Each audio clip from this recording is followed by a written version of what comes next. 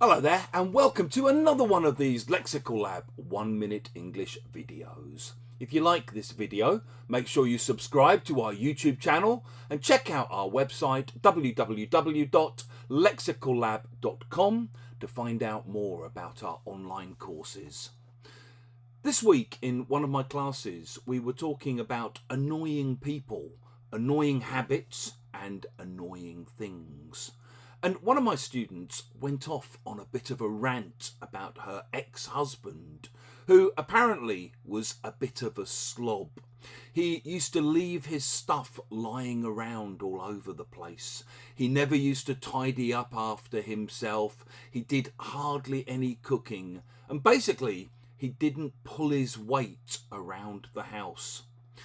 If you say that someone doesn't pull their weight, you basically mean that they don't do their fair share of the work. They don't do as much work as other people who are part of the same group or part of the same team.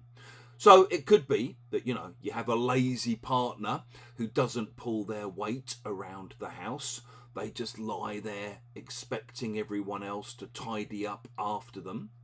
It's also often used in work contexts. So maybe you've got a colleague who people often complain about because people feel that this colleague isn't pulling their weight. They're leaving it to others to pick up some of the slack and do some of the extra work for them. It might also be something that your boss warns you about. We've had a few complaints about you. People feel that you're not pulling your weight, and if you don't start pulling your weight, you're going to find yourself out of a job one day.